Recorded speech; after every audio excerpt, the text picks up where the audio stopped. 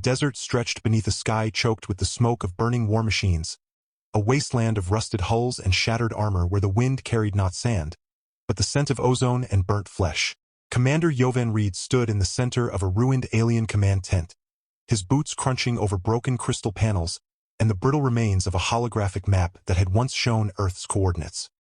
His armor was cracked, his left arm bound in field-stitched fabric soaked through with dried blood, and his rifle lay broken at his feet, its barrel melted by a plasma bolt meant for his chest.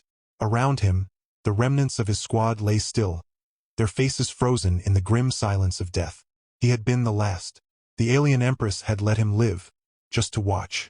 Now, she stood before him, tall as a cathedral spire, her skin the color of freshly fallen snow, her hair a cascade of liquid platinum that shimmered even in the dim glow of the flickering emergency lanterns. She wore no crown, yet her presence was heavier than any throne. Her eyes, pale gold and unblinking, held no malice, only the cold precision of a scientist examining a rare insect. She did not move toward him. She did not need to. The air itself bent around her, thick with the weight of her power. "You are the last of them," she said, her voice low, resonant, like a bell struck deep beneath the earth. "The last of the creatures who dared to call this dust their home." She lifted a hand, and the tent's remaining screens flared to life. Not with battle footage, not with planetary scans, but with images of Earth. Children laughing in parks, old men fishing at dawn, a woman singing to a dog on a rooftop in Tokyo. Jovan's throat tightened. He had not cried since the first wave hit New Delhi. He would not cry now. "You fought well," the Empress continued, "brutally, illogically. You died for your planet as if it were sacred, as if it deserved such sacrifice." She tilted her head, studying him as one might study a stubborn child who refused to eat his vegetables. "I have consumed 37 civilizations. Each one surrendered before the third day. Each one begged. Each one wept. None stood as you did. Not one." She stepped closer, her bare feet silent on the metallic floor. "I will spare your planet." Jovan's breath hitched. He had expected death. He had prepared for it. He had written letters in his helmet's memory chip that would never be sent. But this was worse. This was a trap wrapped in mercy. "One condition," she said. He said nothing. He didn't need to. His eyes told her everything. "I'll kill you first." She smiled. It was not a kind smile. It was the smile of a lion who has already decided the deer will live, just so she can watch it run. "You will be mine forever." The words hung in the air like a blade suspended by a single thread. Jovan swallowed. His tongue felt like ash. "What do you want from me?" She turned, her hair swirling like smoke caught in a vacuum, and walked to the far end of the tent, where a low, curved platform glowed faintly blue. On it lay a figure, small, fragile, wrapped in translucent bandages that pulsed with bioluminescent veins. A girl, no older than 16 by human standards. Her skin was the same snowy white as the Empress's, but her hair was darker, silver, like moonlight on ice, and her eyelids fluttered as if trapped in a dream too beautiful to endure. A wound, jagged and unnatural, ran from her collarbone to her ribs, still weeping a viscous, pearlescent fluid that smelled faintly of lavender and copper. The Empress placed one hand gently on the girl's forehead, and the light in the bandages brightened, just for a moment. "This is my daughter, Lysara," she said, not looking at Jovan. "She was wounded in the final assault on your orbital defense grid. Your people fired the weapon that tore her open. A crude, desperate thing, plasma torpedoes disguised as satellites. You called it Operation Last Light." She turned back to him, her gaze sharp as a scalpel. "She will not live unless she bonds with a compatible genetic host. A host whose DNA carries the resilience of your species, the stubborn, illogical, beautiful will to survive." She paused. "You are the only one left who qualifies." Jovan stared. "You want me to what? Be her nurse?" The Empress laughed, a sound like wind through glass chimes.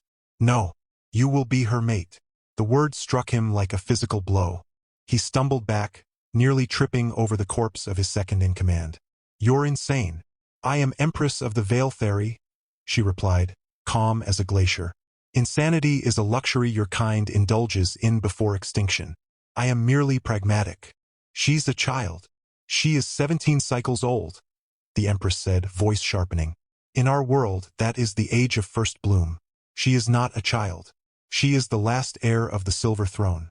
and she will die unless she bonds with a compatible male before the next lunar tide. Jovan looked at the girl again. Her fingers twitched. A single tear slipped from the corner of her eye, clear, slow, and glowing faintly gold. It rolled down her temple and vanished into the bandages.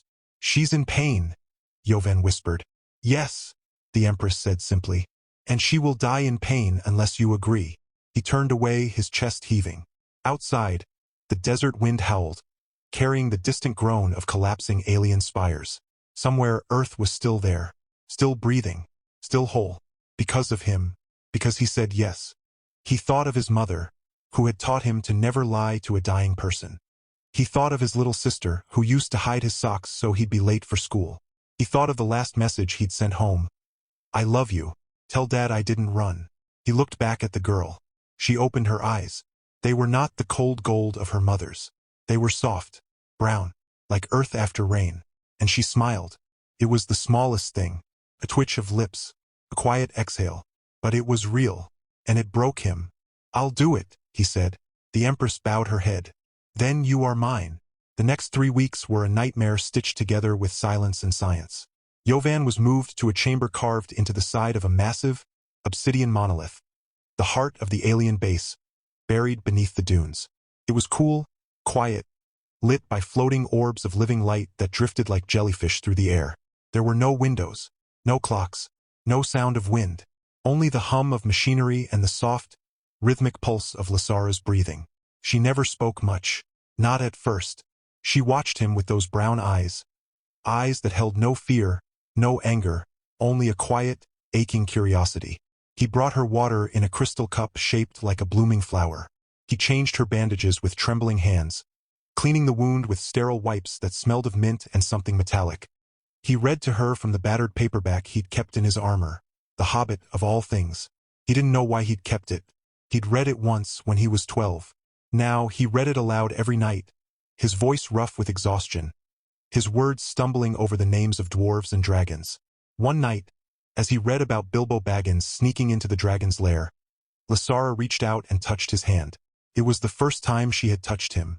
Her fingers were cold, like snowflakes melting on skin.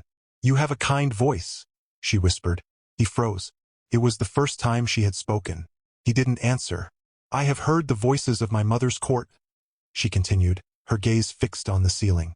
"They speak in polished tones. They say things to please. They say nothing true." Jovan swallowed. "I'm not trying to please you. I know." She turned her head slightly, her silver hair spilling over the pillow. "That is why I like you." He didn't know what to say, so he kept reading. The days blurred. He learned that Lasara hated the taste of nutrient paste but loved the way the light caught her hair when the sun rose over the dunes. Something she could only see through the translucent ceiling panels, which were kept dimmed to protect her eyes. He learned that she cried when the wind howled because it reminded her of the song her nursemaid used to sing before the war. He learned that she had never seen a dog, but asked him, with wide eyes, if they were as loyal as he was. "I'm not loyal," he told her one night, sitting beside her bed, his back against the wall. "I just don't know how to leave." She was silent for a long time. Then, "My mother says loyalty is weakness, that it makes you predictable." Jovan looked at her. "Then she's never had a dog." Lasara blinked. "A dog? She'll follow you into fire. Even if you're a mess. Even if you smell bad. Even if you're wrong. She'll still be there." Lasara stared at him. "Why?" "Because love isn't about being right," he said quietly. "It's about being there."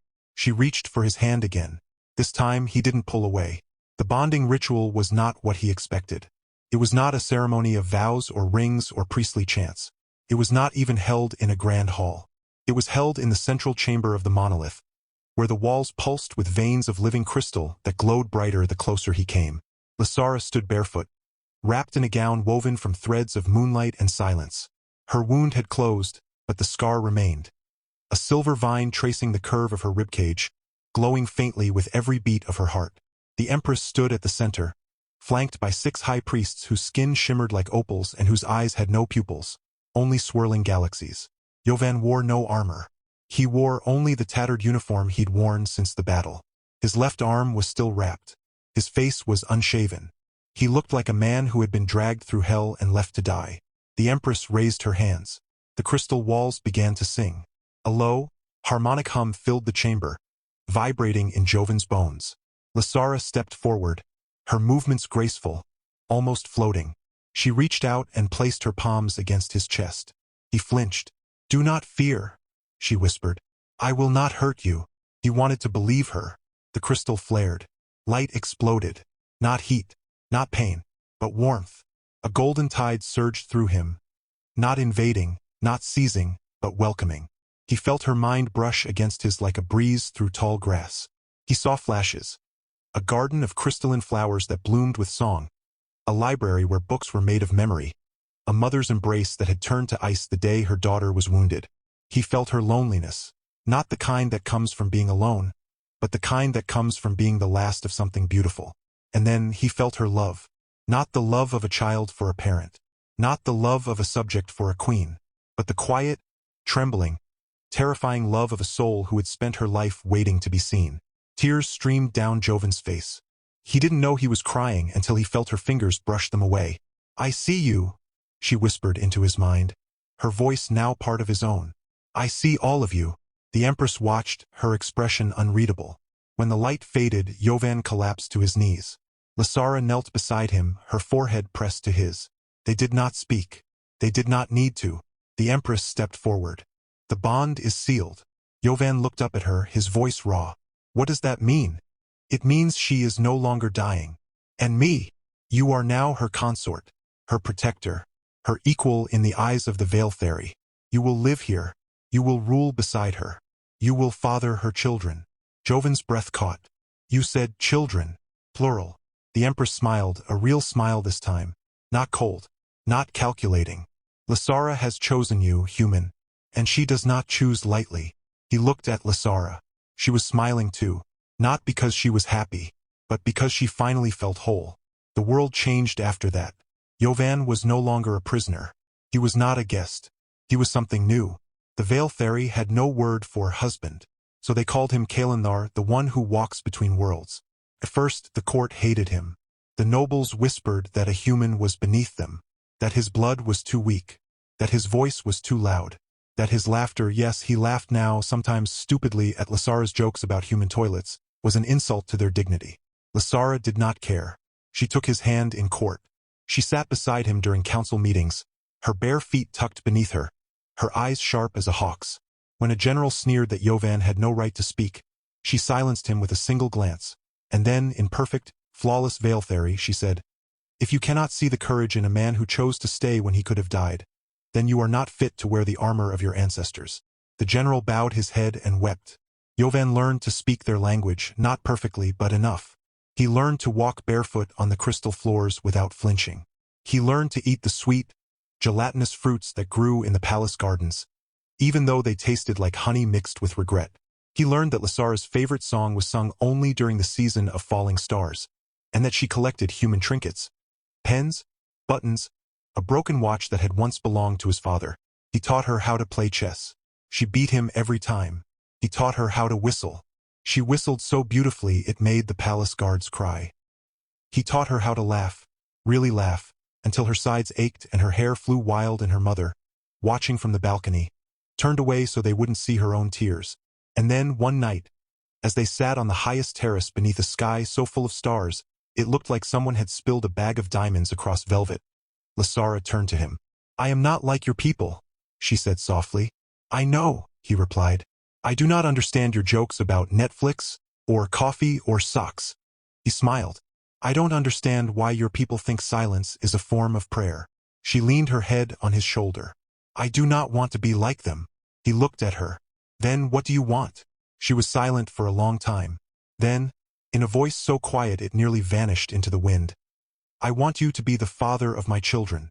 Jovan froze, not because he was afraid, but because he had never imagined this moment. Not in his wildest dreams, not in his darkest fears.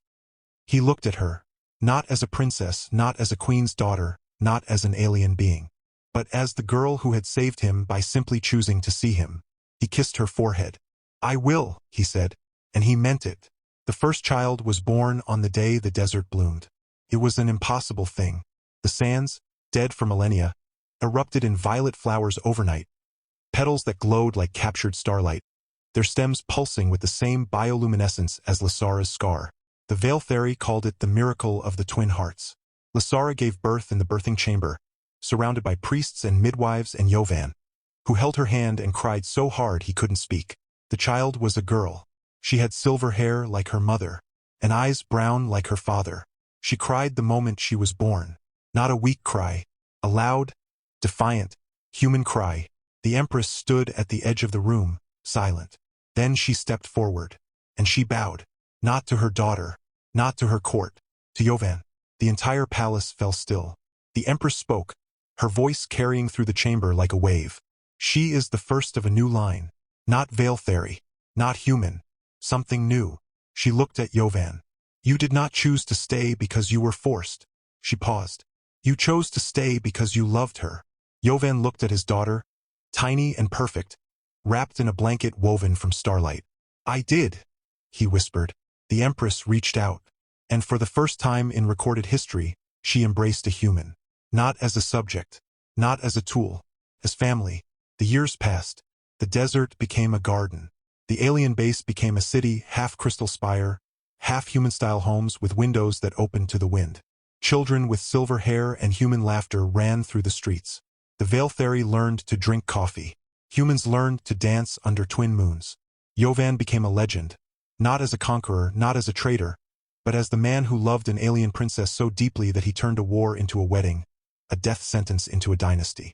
Lysara ruled beside him, not as a queen who commanded, but as a queen who listened. She still beat him at chess. She still stole his socks.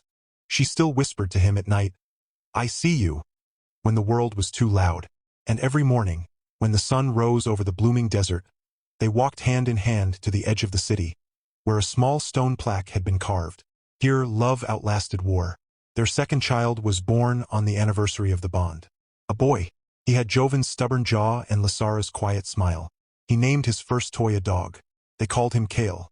The Empress did not correct him. She simply smiled. And when Jovan asked her, one evening, as they watched the stars blink awake, do you ever regret it?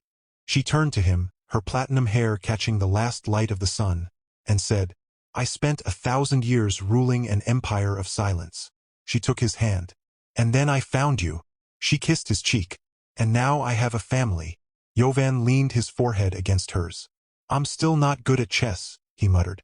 Lysara laughed, and the stars above them burned brighter than ever. For years, the desert city of Veil Fairy bloomed like a dream stitched from starlight and sand. Peace, once unthinkable, settled over the twin peoples like a warm shroud. Jovan and Lysara ruled as equals, their union a bridge between human heart and alien grace.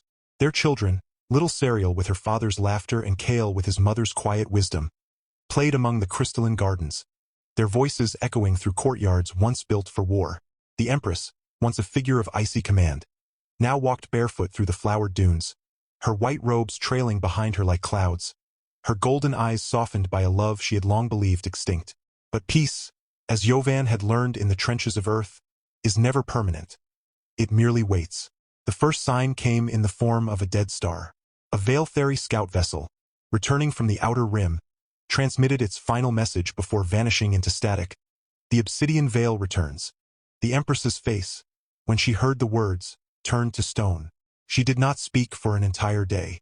That night, she summoned Jovan to the highest spire, where the wind howled like a ghost remembering its name. The veil is not an army, she said, her voice stripped of all warmth. It is a cult, a remnant of our oldest schism.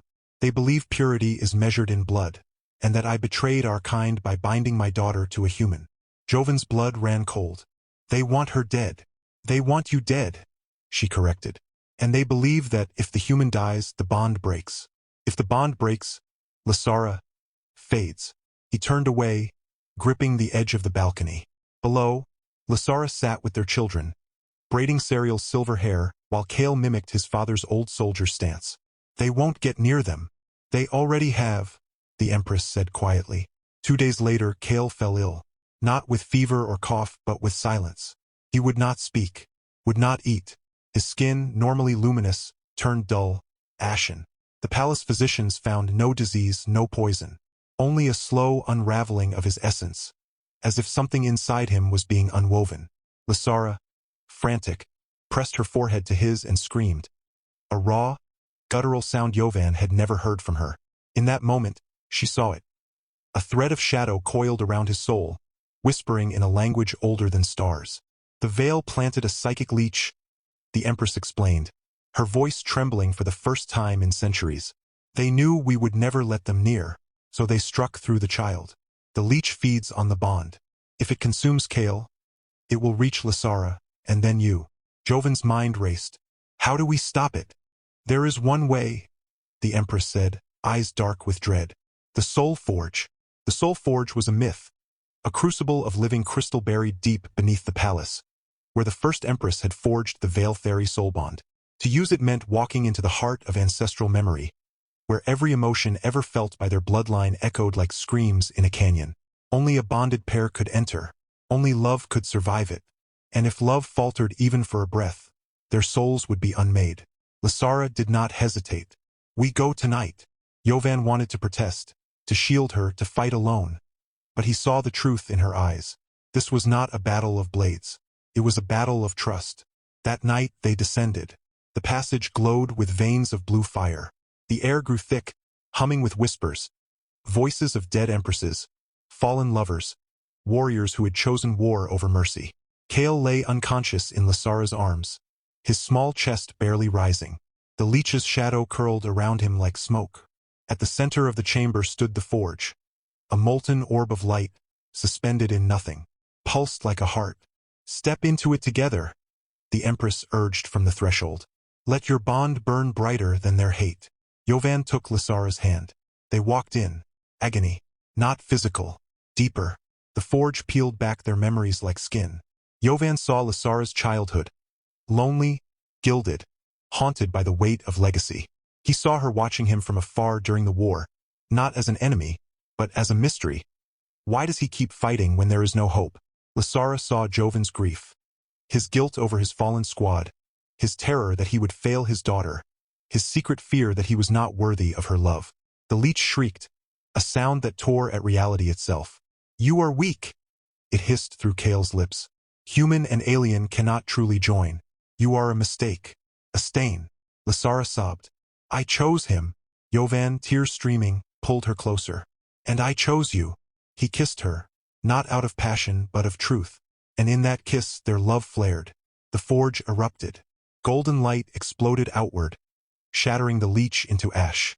Kale gasped, his eyes flying open. Clear, bright, alive. He reached up and touched his father's tear-streaked face. Daddy, he whispered. You stayed. They collapsed into each other's arms, trembling. But as they rose, the Empress stood not alone. Behind her stood a figure cloaked in obsidian, their face hidden beneath a mask of polished bone. The air grew cold. You survived, the stranger said, voice like grinding stones. But the veil does not rely on one weapon. From their sleeve, they produced a vial filled with swirling silver liquid, the same substance that had once pulsed through Lysara's wound. This is the essence of the first bond, the figure said, stolen from the royal vaults. If spilled upon the desert, it will awaken the ancient war beasts slumbering beneath the dunes. Creatures that cannot be reasoned with, only obey the pure-blooded Empress. The Empress paled. That essence was sealed away after the purge. Sealed, but not forgotten, the figure replied.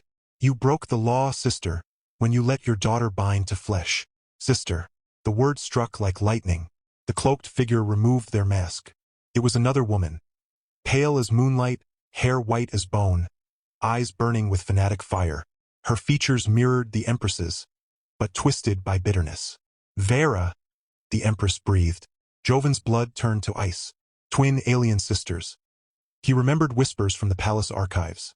Vera, the elder twin, exiled for attempting to assassinate her own mother to claim the throne before her younger sister proved worthy. She had vanished into the void, presumed dead. You were always the favorite, Vera spat. Even when I bled for the Empire, you smiled and bowed and let the council adore you. But your weakness has infected our bloodline. She gestured to Jovan. This thing stands where a prince should be. I stand where love placed me, Jovan said, his voice steady. Vera laughed. Love? Love is a human sickness. We are Veil Fairy. We are perfection. She raised the vial. If you will not purify yourself, she said, I will purify the world for you. She hurled the vial into the desert. It shattered on the dunes. For a moment, nothing. Then the earth shuddered. Towers cracked. The sky darkened. Beneath the sand, something stirred. Vast, ancient, hungry. The war beasts were waking. Panic erupted in the city. Humans and Veiltheri alike fled for the inner sanctum. Jovan grabbed his children, his heart hammering. He looked at Lysara, her face pale but resolute. We can't outrun them, she said. Then we don't, Jovan replied. He turned to the Empress. Is there any way to control them? Only the pure-blooded Empress can command them, she said grimly. But Vera has already claimed that right. Lysara's eyes flashed. She's not the true heir. I am. But your bond doesn't make me less, Lysara interrupted. It makes me more. She ran toward the surface, Jovan at her side. Outside, the dunes split open. From the chasms rose creatures of nightmare. Serpentine bodies armored in obsidian scale, eyes blazing with blue fire, jaws wide enough to swallow tanks. They roared, a sound that cracked the sky. Vera stood atop the central spire, arms outstretched, chanting in the old tongue. Lysara climbed the opposite tower. Sister, she cried, you are lost. I am cleansed. Vera shrieked. Lysara raised her hands, not in attack, but in song. And she began to sing. Not a command, not a spell, but the lullaby her nursemaid had sung. The one she told Jovan about, the one that made her cry in the wind. The war beast slowed. One turned its massive head. Jovan understood. These were not mere weapons. They were children. Ancient, forgotten, raised on songs, not orders. Vera snarled. Fool! They obey blood, not sentiment. But the largest beast lowered its head toward Lysara. It recognized her, because she had not forgotten what it meant to be alone. Tears streamed down Lysara's face as she sang, her voice weaving through the chaos like thread through broken glass. One by one, the beasts knelt. Vera screamed in rage. She leapt from the spire, drawing a blade of pure void energy. I will end you myself, she charged. Jovan moved without thought. He intercepted her mid-air. The void blade pierced his shoulder, but he wrapped his arms around her, holding her fast. You don't have to do this, he grunted through the pain. I am justice, she hissed. No, he said. You're just afraid. And in that moment he did not strike her. He embraced her, like a brother, like a son, like someone who knew what it was to lose everything and still choose kindness. Vera froze. Her blade flickered out. The Empress appeared behind her, placing a hand on her shoulder. We mourned you, the Empress whispered. We never stopped. Vera collapsed to her knees, sobbing. The war beasts lay down. Their roars turned to rumbles of sleep. Peace returned. But it was different now, deeper, scarred, but real. Vera, stripped of her title but not her life, was given a new purpose. To teach the palace children the old songs, so they would never forget what monsters sound like, and how to sing them back to light. Jovan recovered slowly, his wound leaving a silver scar that matched Lysara's. Years later, on the 20th anniversary of the peace, their children stood before the court. Serial, now a diplomat who spoke 50 languages. Kale, a scholar who had translated human poetry into Veiltheri hymns. And when the Empress announced her retirement, she did not name Lysara as sole successor. She named them both. Jovan Reed, she declared before the gathered stars. You did not just spare our daughter, you taught us how to love beyond fear. That night, beneath a sky thick with falling stars, Jovan and Lysara walked the dunes as they always did. He took her hand. She leaned into him, and far below, in the heart of the desert, the war beasts dreamed, of lullabies, of children's laughter, and of a human man who had chosen love over war. They were home. They had never held a formal wedding. Not in the way humans understood it. No white robes, no rings, no priest's blessing. Not in the way the Veiltheri once did. No blood oath circles, no crystal binding rites, no empress decreeing union from a throne of bones. They had simply been. He had kissed her under the first bloom of the desert flowers. She had slept curled against his chest during the long nights of Kale's illness. They had danced, awkwardly, laughingly, barefoot in the palace garden when the twin moons aligned, and the stars sang back in harmony. But the people needed a ceremony. Not for law, not for politics, but for hope. The children of Earth and Veiltheri, those born of the New World, asked for it. They whispered it in the halls. They carved it into the walls of the schoolhouse. Let them be married. Let us know what love looks like when it wins. So, on the morning of the autumn equinox, when the wind carried the scent of blooming star vines and the sky blushed pink with dawn, the entire city gathered. No one sat on thrones. Everyone stood. On the central dune, where the first war beast had knelt, a circle of living crystal had grown overnight. Spires of pale gold and silver, woven together by unseen hands, humming with quiet song. At its center stood a single arch, shaped like two hands clasped. Jovan walked first. He wore no armor, no uniform, only a tunic of woven starlight thread, the same fabric Lasara had once made for him when he was ill. His shoulder scar gleamed faintly, not as a wound, but as a mark, a badge. Behind him, Serial and Kale carried baskets of desert blossoms, their silver hair catching the light like liquid moonlight. Lasara came next. She wore no crown. She wore her mother's old shawl, the one she had worn the day she first saw Jovan in the tent, wounded and defiant. It flowed behind her like a river of snow and starlight. Her silver hair was braided with tiny flowers, and her scar glowed softly, as if remembering every tear, every laugh, every quiet, "I see you," spoken in the dark. She did not walk alone. Her mother walked beside her, and behind them Vera, no longer cloaked in shadow, but dressed in soft white, her eyes clear, carried a small, glowing orb, the last drop of the essence of the first bond, now purified, no longer a weapon, but a gift. The Empress stepped forward. She did not speak in grand pronouncements. She did not demand silence. She simply said, "I was wrong to think love was weakness." A hush fell. She looked at Jovan. "You came here to die."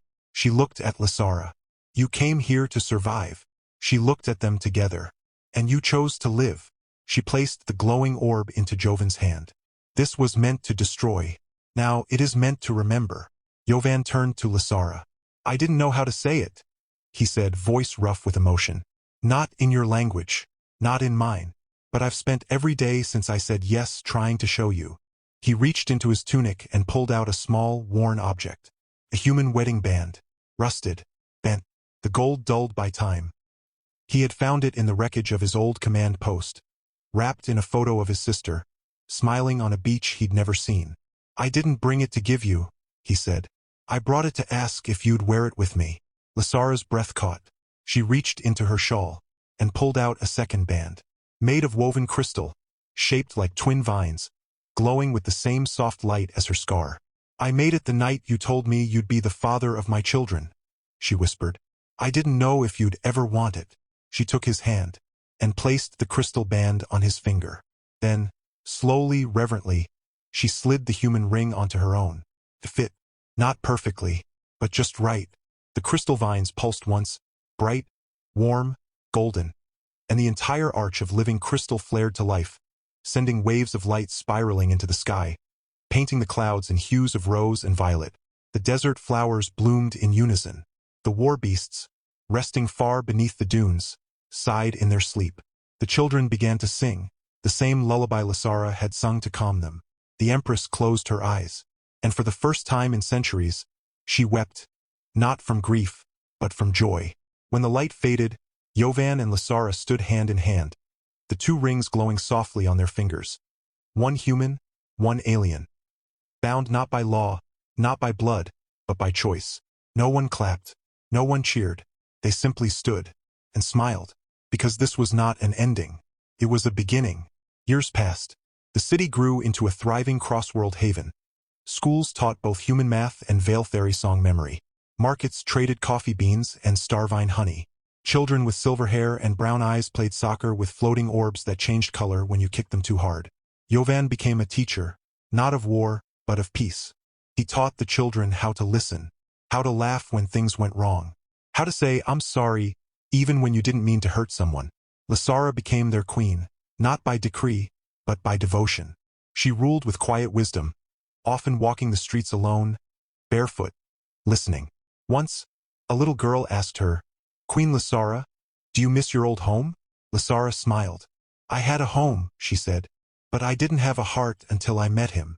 And she would point to Jovan, sitting on a bench nearby, reading The Hobbit to a group of wide-eyed children. He looked up, caught her gaze and grinned. Then he winked. She rolled her eyes, but she was smiling.